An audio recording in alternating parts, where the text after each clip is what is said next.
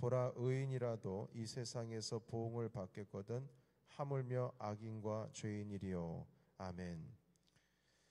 오늘 우리가 읽은 말씀은 16절에서 31절까지 읽었습니다만 9절은 우리 24절부터 잠깐 보도록 하겠습니다.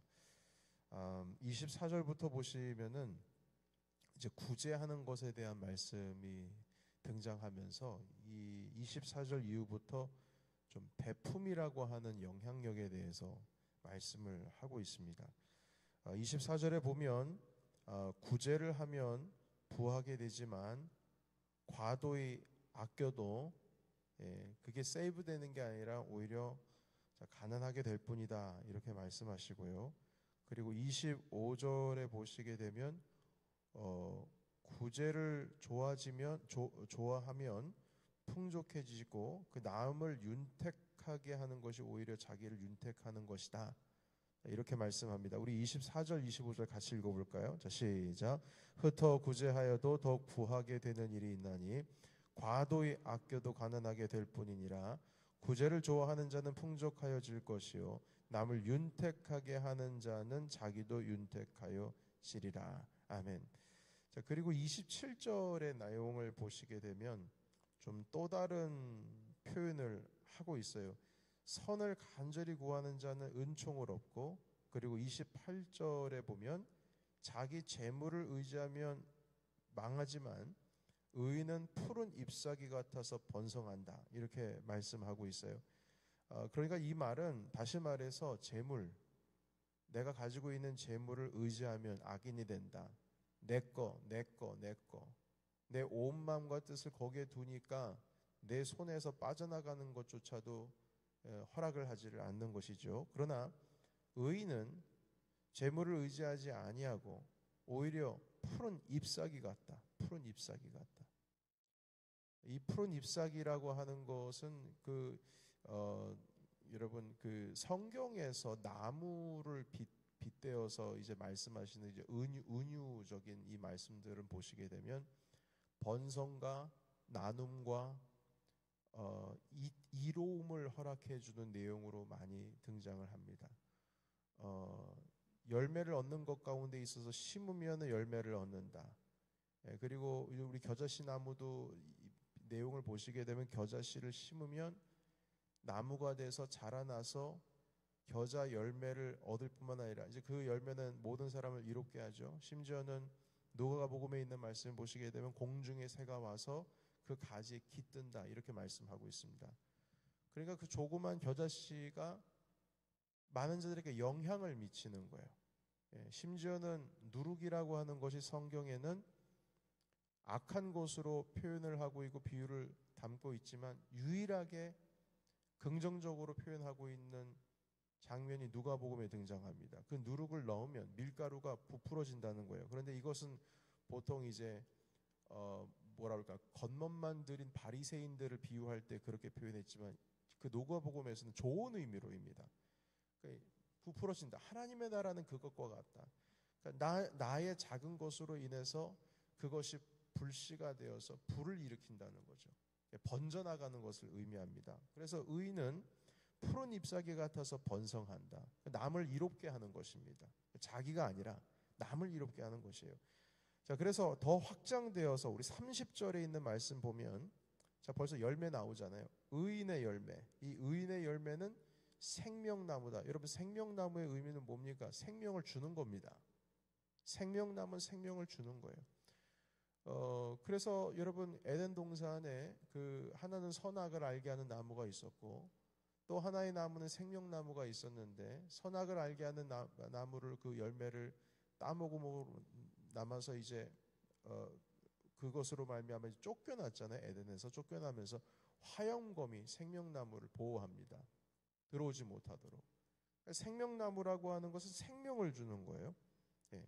이 지혜로운 자는 사람을 얻는다, 이렇게 말씀하시면서 오히려 많은 사람들에게 영향력을 끼치고 그 지혜로운 자의 그 나눔으로 인하여서 사람들이 모이게 되는 것이죠.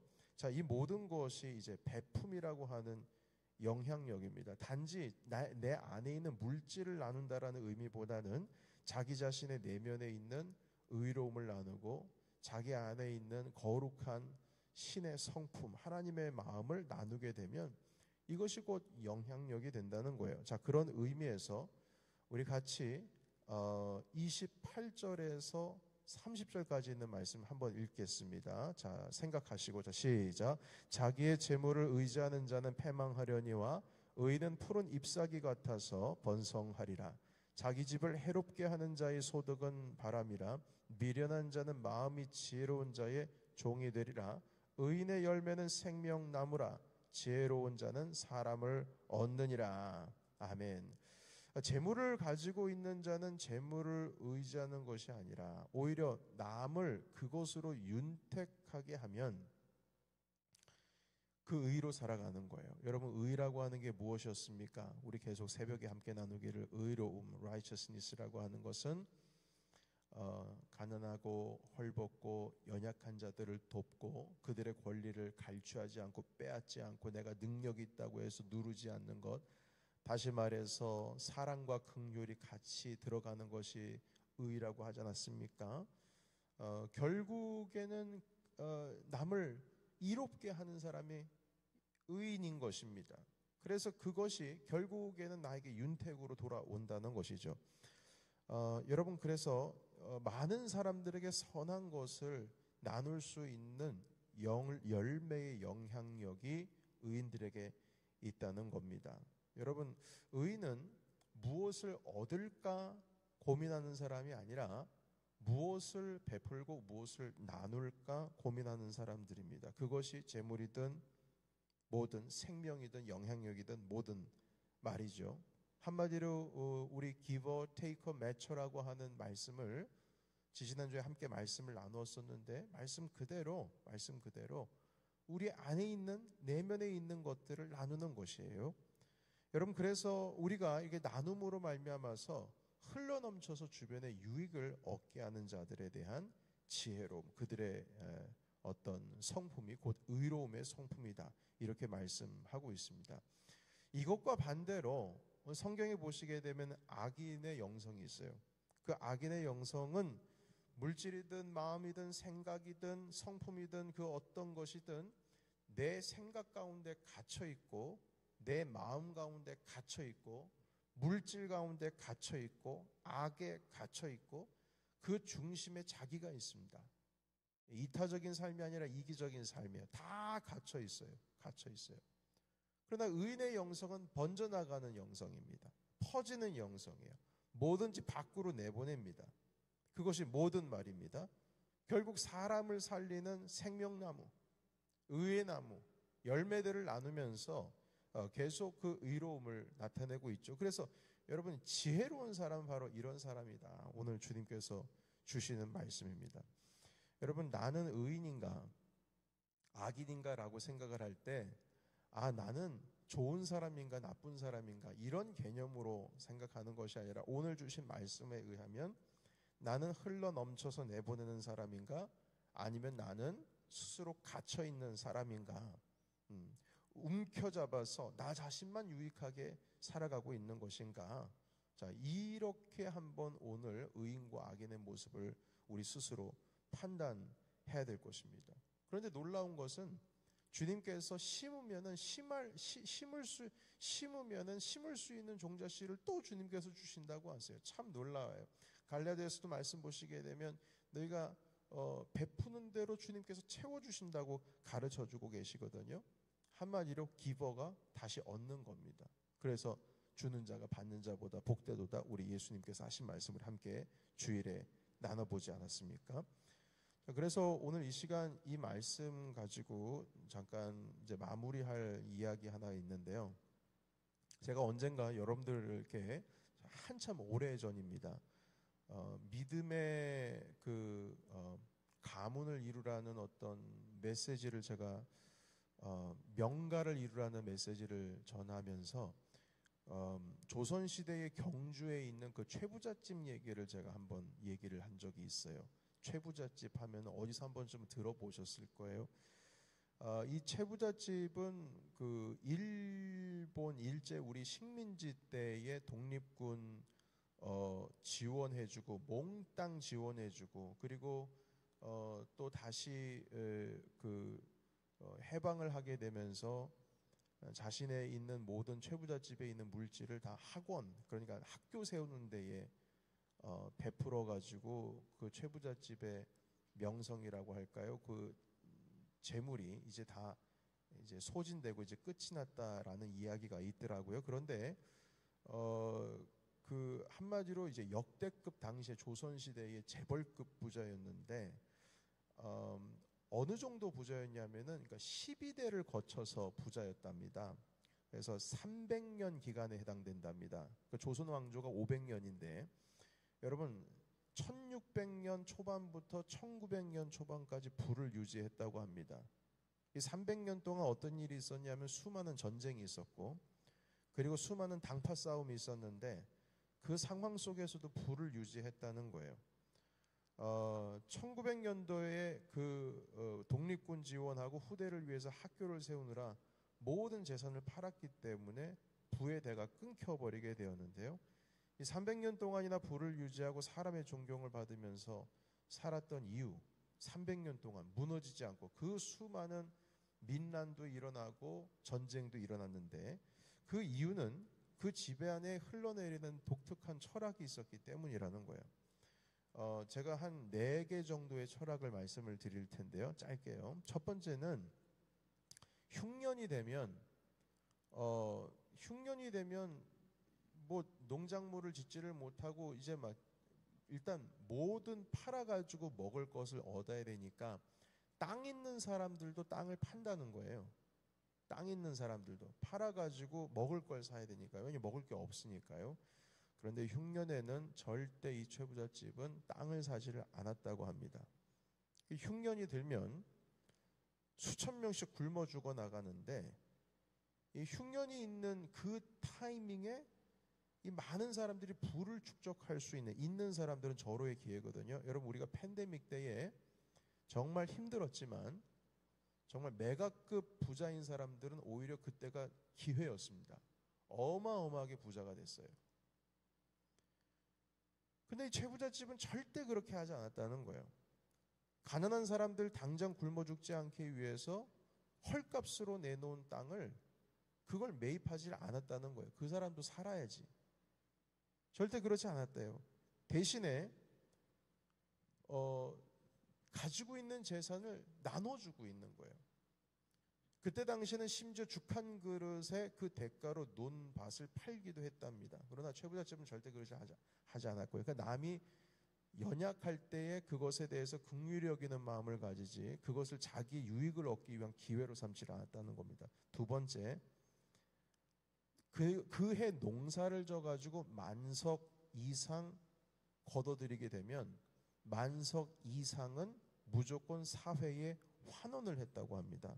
만석은 넘으면 그건 내 돈이 아니다, 내 게 아니다 라고 생각을 했고 소작료도 수확량의 40%만 받고 나머지는 다 소작농들에게 돌려주었다고 합니다. 그러니까요, 이 소작농들 중에 많은 사람들이 거의 대부분의 사람들이 어떻게 하면 그러니까 앞다투어 가지고 최부잣집에서 농사를 지으려고 줄을 섰다고 해요.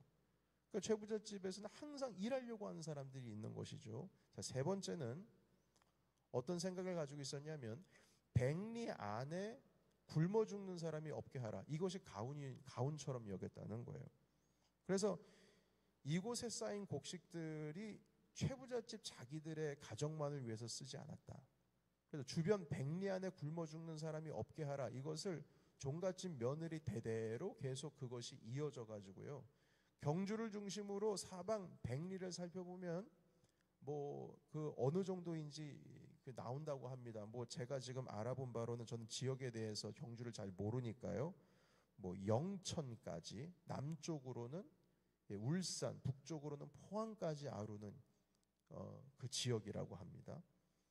그런데 이 경주만 의식한 것이 아니라 사방 백리의 범위를 의식하고 살아서 1년 동안에 3,000석을 쓰는데 천석은 남을 위해서 쓰고 연약하고 불쌍한 자를 쓰고 천석은 자기 가정을 쓰고 나머지 천석은 과객들, 그러니까 여행을 하다가 들어오시는 분들, 나그네들 있잖아요. 그 나그네들을 위해서 3분의 1을 썼다는 거예요. 그리고 최부잣집네 집에서는 여행객들, 그냥 지나가면서 나그네가 이리 오시오 해가지고 뭐 묵을 데 좀 없어 해서 여관처럼 그렇게 방을 내줄 수 있는 곳이 있었는데, 부잣집의 그 사랑채가 100명을 동시에 수용할 수 있는 규모였다고 합니다. 그러니까 적어도 100명이 그 자리에 와가지고 여행객들이 잘 수가 있는 거예요. 그러면은 식사도 내주고, 그리고 그 과객들이 묵고 가는 사랑채에는 독특한 쌀 뒤주가 있었는데, 한마디로 쌀통이죠. 그 쌀통이 두 손이 겨우 들어갈 수 있도록 입구를 좁게 만들었대요. 그래가지고 두 손을 들어가게 되면은, 좁게 만든 이유는 뭐냐면은 그 안에 있는 쌀을 좀 적당히 가져가라는 겁니다. 그러니까 쌀을 이렇게 한 번 걷어가지고 갈 수 있는데, 한마디로 다음 목적지 가는 데에 쓸 수 있는 어떤 여행 경비로 사용하라고 쌀을 그냥 나눠줬다고 합니다. 그래서 여러분, 조선 팔도의 최부잣집 인심에 대해서 모르는 사람이 없었다는 거예요. 그러다 보니까 과객들이 오고 가지 않습니까? 그 100명을 동시에 수용할 수 있는 곳에 그 나그네들이 오고 가는데, 나그네들이 오고 가면서 전국 사방 팔도에 있는 소문이 있지 않습니까? 중요한 정보들. 그러니까 오늘날로 말하면은 고급 정보들입니다. 여러분, 요즘 증권가에 고급 정보가 없으면은 이거 투자하기도 힘들어요. 그런데 그 고급 정보를, 그 미국 같은 경우는 제가 한번 얘기를 들었는데, 유명한 그 아이비 리그 출신들이 자기네 학교 졸업생들만 만나는 클럽들이 맨하탄에 몇 개가 있답니다. 경제 공부하고 비즈니스 공부한 사람들의 모임인데, 그 클럽에 가면은 자기네들 이 동문들끼리만 나누는 중요한 고급 정보가 있다는 거예요. 거기 클럽에 참여를 해야지만 그것으로 인해서 투자라든지 이런 것에 있어서 많은 유익을 얻는답니다. 그런데 최부잣집 이 나그네들이 모이는 여기가 고급 정보의 진원지예요. 그러니까 모든 정보들이 최부잣집으로 다 들어오는 거예요. 그러니까 이런 인심을 얻게 되니까 국가적인 난국이 와도 이 집을 사람들이 보호하려고 한다는 겁니다. 이 집은 망하면 안 된다. 이 집은 어떻게 쓰든지 보호해야 된다. 오히려 마을 사람들이 보호한다는 거예요. 자, 그래서 정리하겠습니다. 여러분, 이 최부잣집이 이 원리를 알고 베풀면 나에게 돌아오는 것이 많다라고 하는 이 원리를 알고 더 많은 것을 얻기 위하여서 일부러 전략적으로 베풀었을까요? 아니요, 절대 그렇지 않습니다. 이들은 그냥 의도는 간단해요. 가난한 사람이 없게 하고 굶어 죽는 사람이 없게 하고 나그네를 잘, 그 옛날 사람들은 그랬잖아요. 한번 나그네들이 아무나 집에 가서 좀 하룻밤 좀 묵어 갈 수 있겠소 하면은 방 한 켠 주기도 했지 않습니까? 인심인데. 예. 그리고 만성 넘은 거 이건 내게 아니다 하면서 주변에 나누는 것, 더불어 살아가는 것에 대한 그러한 마음을 가지고 살았는데요. 결국 그것이 결국에는 자신에게 유익으로 돌아온 것이지, 유익으로 돌아오게 하기 위해서 자신이 일부러 전략적으로 그렇게 한 것이 아니라는 겁니다. 여러분, 최부자는 그때 당시에 뭐 예수님을 잘 믿는 사람이었겠습니까? 그런 거 없습니다. 그런 거 없어요. 한마디로 이러한 원리는 하나님께서 이 땅을 창조하실 때에, 우리 사람을 창조하실 때 더불어 살아가게 되면 우리가 풍족해진다라고 하시는 하나님께서 그 도덕적이고 윤리적인 질서를 우리에게 심어주신 거예요. 그러니까 그렇게 살아가는 건 당연한 거예요. 하나님께서 우리를 창조하실 때 그렇게 창조하신 거예요. 그러니까 이 창조하신 이 원리가 성경에 있다고 해서 그게 진리가 아니라, 그렇게 살아가는 것은 주님이 그렇게 마음을 주신 거라니까요. 여러분, 전 세계 가운데에서 사랑이라고 하는 단어는 예수님 믿는 사람들만에 해당되는 단어가 아닙니다. 그거는 인간이라면 당연히 자기 자식 사랑하게 되고 자기 부모 공경하는 게 맞는 거고, 그리고 사랑을 베풀고 나누어 주는 것이 당연한 원리로서 주님께서 우리를 창조하실 때 도덕적이고 윤리적인 개념들을 다 심어 주셨어요. 여러분 이것을 붙드는 것이, 그런데 너무나도 당연한 것인데, 근데 심지어는 우리 예수님을 잘 믿는 사람조차도 이 삶의 원리에 대해서 살아가는 것이 부족하다는 겁니다. 그래서 주님의 성경 말씀은 하나님께서 이 땅을 창조하실 때 그 창조의 원리대로 살아가게 하는 것, 그것이 또한 주님께서 이 가운데 우리에게 주시는 거예요. 새로운 것이라고 말할 수도 없어요. 원래 주님께서 우리에게 주신 것입니다. 여러분, 그래서 이 말씀을 읽으면서 저는 그런 생각을 했어요. 어제 금요 예배 때도 함께 말씀을 나눴지만 우리 교회만 부흥되면 안 되는 겁니다. 우리만 부흥되고 우리만 잘되고 우리만 주일학교 잘되고 하면 안 되는 거예요. 우리 주변에 있는 모든 교회가 다 잘 돼야 되는 거예요. 여러분, 부흥이라고 하는 건요, 딱 그 지점만 부흥이 아니에요. 부흥이 일어나면 그 지역 전체가 부흥이 일어납니다.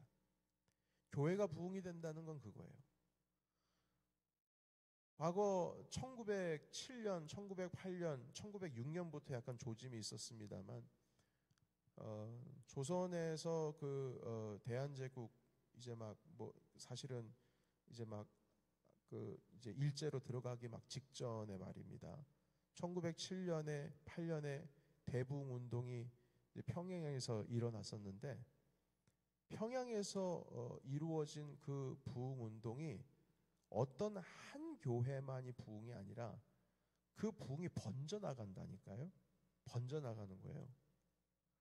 그냥 한 지역 딱 그 교회만 부흥은 부흥이 아닙니다. 그거는 부흥이 아니에요. 오늘날에 우리 교회가 부흥을 한다라고 하는 의미는 여기서부터 시작해서 그 생명의 물줄기가 흘러나간다는 뜻이에요. 여러분, 이걸 분명히 알아야 됩니다. 그래서 부흥을 하는 교회는 책임이 있습니다. 사명이 있고요. 또 다른 부흥을 일으키는 사명이 있는 겁니다. 그래서 여러분, 우리가 비전을 놓고 기도할 때 좁게 기도하지 마세요. 기도의 지경을 넓히시기 바랍니다. 주님, 우리 교회가 부흥하기 원합니다. 성도들이 많이 채워지기 원합니다. 이번 추수감사절 때, 이웃초청 주일 때 많은 분들이 초청되어서 오기를 원합니다. 예, 거기서 이제 기도가 시작되겠죠. 그러나 그 기도가 번져나가야 됩니다. 어제 우리 기도회 모임할 때 우리 뉴욕노에 26개의 교회가 있고 40명의 목회자들이 있고 20명의 은퇴 목사님과 무임 목사님들이 그렇게 많아요. 무임이라고 하는 것은 섬길 수 있는 교회가 없는 목사님들이에요. 원래 보통 한 10개, 11개 교회가 참여하는데 3개의 교회가 빠지고 7개의 교회가 이번 뉴욕 연합 찬양대 때 참여한다고 그러지 않았어요? 그 나머지 26개 교회, 7교회를 참여하니까 나머지 19교회는 뭐예요? 그러니까 부흥이 필요한, 이제 막 시작된 그런 교회인 것이죠. 여러분, 그래서 우리가 이런 공간에서 예배를 드릴 수 있다는 것도 하나님께 감사를 드려야 되고, 그리고 우리가 사명도 있고 책임도 있어요. 기도해야 돼요. 우리 선교사님만 잘 되는 것이 아니라 우리 교회를 거쳐가는 선교사님들, 여러분, 제가 김웅 선교사님 한 분만 알겠습니까? 안 그래요, 여러분? 제가 엊그제도 지지난주에도 선교사님 한 분이 뉴욕 한 번 지나가셨고, 우리 교회 한 번 오셨잖아요. 캄보디아 선교사님. 또 어제도 또 선교사님 한 분이 안식연차 애틀란타에 오셨는데 뉴욕을 한번 방문할 일이 있다고 연락이 잠깐 오셨더라고요. 많은 선교사님들이 지나가세요. 그분은 케냐 선교사님이세요. 그러니까 지나가시는데 여러분, 그 선교사님들 지나가면은 여러분들께서는 직접 이렇게 피부가 맞닿지를 않으니까 잘 못 느시겠지만 제 마음은 막 부글부글 거립니다. 주님, 우리 교회가 선교해야 되는데 막 부글부글 거려요. 이제는 우리의 지경이 확장돼야 된다는 것이죠. 예. 선교사님들 오시면 그분은 나그네 같으신 분이에요. 지나가시는 분입니다. 아니, 최부자집 내도 나그네 지나가면은 뭐라도 주고 지나가는데, 우리 교회도 하나님 아버지의 은혜가 충만해가지고 뭐라도 이렇게 베풀고 나누고 하는 것 가운데 있어서 인색하지 않고 하나님께서 우리에게 주신 것이 그만큼 풍족하게 살아날 수 있는 영적으로나 마음적으로나 육적으로나 모든 것이 정말로 풍성하고 여유로운 우리 교회가 되었으면 좋겠습니다. 그러기 위해서는 여러분들의 삶도 그래야 할 것이고요. 그래서 오늘 주신 말씀 우리 보실 때 남을 윤택하게 하는 자, 베푸는 자가 복이 있다라고 하시는 이 말씀, 하나님께서 그에게 생명나무를 얻게 하시고 많은 사람을 얻게 하신다는 이 말씀을 꼭 받으셔서 이 놀라운 은혜의 지혜 축복을 받으신 저와 여러분이 되시기를 예수의 이름으로 축원합니다. 아멘. 기도하겠습니다.